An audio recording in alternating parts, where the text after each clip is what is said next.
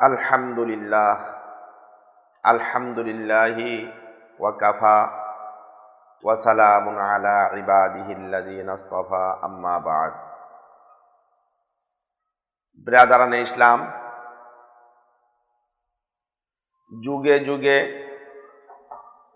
মুসলমানদের লেবাসধারী কিছু কিছু বাতিল ফেরকা বাহির হয়ে ইসলামের বহু ক্ষতি সাধন করিয়াছে এবং সরল মনা মুসলমানদেরকে গোমরাহ করিয়াছে। বর্তমান যুগের ইসলামের লেবাসধারী বাতিল ফেরকা হচ্ছে আহলে হাদিস তথা লামাযহাবী। তাহারা বিভিন্ন সময় মুসলমানদেরকে গোমরাহ করার জন্য কোরআন সুন্নাহ পরিপন্থী বিভিন্ন মাসআলা বলিয়া থাকেন। তন্মধ্যে একটি মাসআলা এই যে, কিন্তু অজু ছাড়া ধরা হারাম না, কারণ পবিত্র কোরআনে কোনো আয়াতে তা বলা নেই, এমনকি কোনো সহিহ হাদিসেও তা বলা নেই।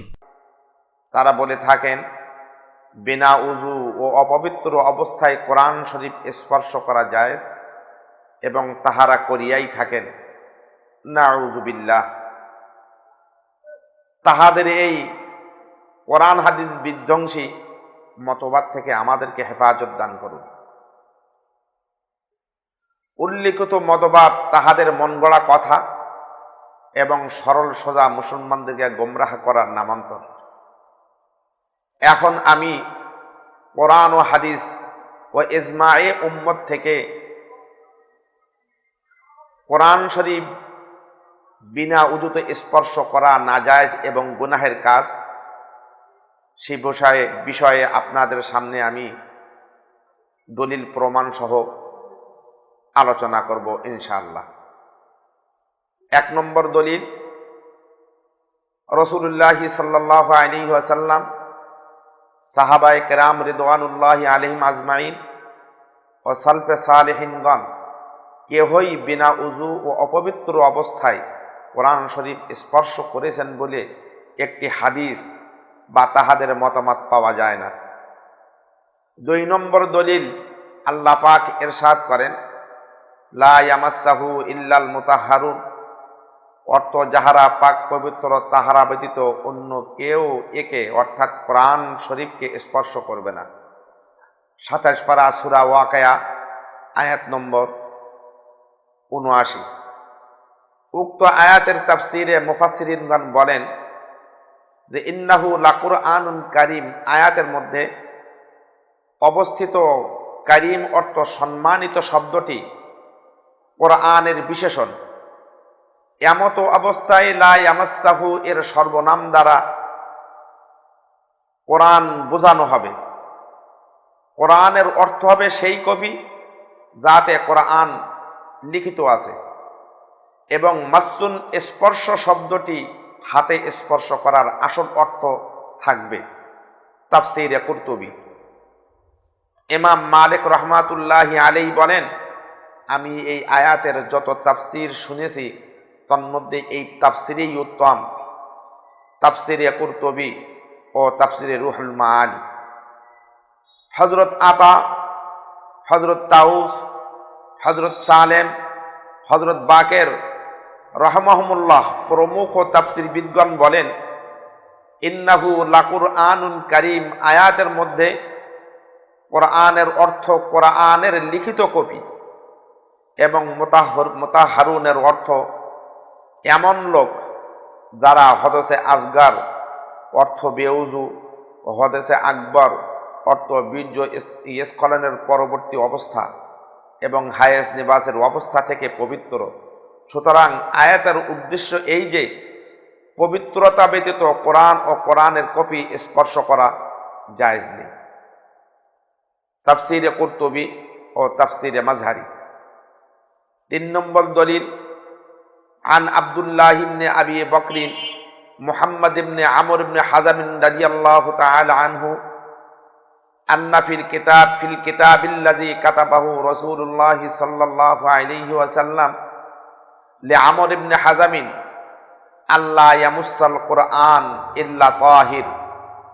অর্থ, হযরত আব্দুল্লাহ ইবনে আবু বকর ইবনে মুহাম্মদ ইবনে আমর ইবনে হাজাম রাদিয়াল্লাহু তাআলা আনহু হতে বর্ণিত, রাসূলুল্লাহ সাল্লাল্লাহু আলাইহি ওয়াসাল্লাম আমর ইবনে হাজামের নিকট, যিনি ইয়ামনে নিযুক্ত রাজস্ব উসুলকারী সাহাবা, যে পত্র লিখেছেন তাতে এটাও ছিল যে পবিত্র ব্যক্তি ছাড়া কোরআন শরীফ স্পর্শ করবে না। মুআত্তা ইমাম মালিক 69 পৃষ্ঠা, দারুকুতনি আল মুস্তাদরাক হাদিস নম্বর 1447, মিশকাত শরীফ প্রথম খণ্ড 50 পৃষ্ঠা। 4 নম্বর দলিল, হযরত ওমর ফারুক রাদিয়াল্লাহু তাআলা আনহু এর ইসলাম গ্রহণের ঘটনায় বর্ণিত আছে যে তিনি ভগ্নী ফাতেমাকে কোরআন পাঠরতা অবস্থায় পেয়ে কোরআনের পাতা দেখতে চান। ভগ্নী বললেন, আন্নাহু রিজসুন লা ইয়ামাসসাহু ইল্লাল মুতাহহারুন ফাকুম ফাতাওয়াজ্জা, অর্থ আপনি নাপাক, পবিত্র ব্যক্তি ছাড়া কোরআন শরীফ স্পর্শ করবে না, সুতরাং আপনি উঠুন এবং ওযু করুন। এই আয়াত পাঠ করে কোরআনের পাতা তার হাতে দিতে অস্বীকার করেন। অগত্যা তিনি ওযু করত পাতাগুলো হাতে নিয়ে পাঠ করেন।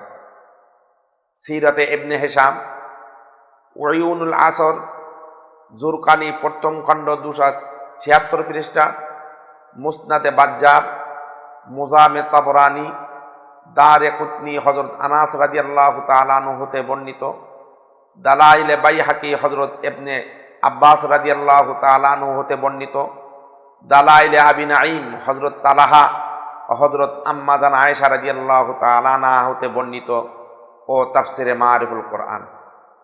উল্লেখিত রিওয়ায়াত সমূহের ভিত্তিতে ইজমায়ে উম্মত হয়েছে যে কোরআন পাক স্পর্শ করার জন্য পবিত্রতা শর্ত, অপবিত্র অবস্থায় কোরআন স্পর্শ করা গুনাহ। হযরত আলী ইবনে মাসউদ, সাদ ইবনে আবি ওয়াক্কাস, সাঈদ ইবনে যায়েদ, হযরত আতা, জুহরি, নাফিঈ, হাকাম, হাম্মাদ, ইমাম আবু হানিফা, ইমাম মালিক, ইমাম শাফিঈ রাহমাহুমুল্লাহ প্রমুখগণ এ ব্যাপারে একমত পোষণ করেন। এখন মাসালা হলো, কোরআন পাকের যে গিলাফ মলাটের সাথে সেলাই করা, তাও উযু ব্যতীত স্পর্শ করা সর্বসম্মতভাবে নাজায়েজ। বে উযু অবস্থায় পরিধেয় কাপের আস্তিন অথবা আঁচল দ্বারা কোরআন স্পর্শ করাও নাজায়েজ।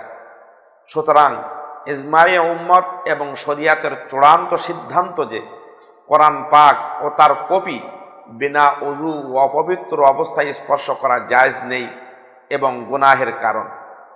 পরিশেষে আল্লাহ পাকের কাছে প্রার্থনা করি, আমি সহ সকল সাধারণ সরলমনা মুসলমানদেরকে আহলে হাদিস তথা লামাযহাবীদের ঈমান বিধ্বংসী ফিতনা থেকে হেফাজত দান করুন।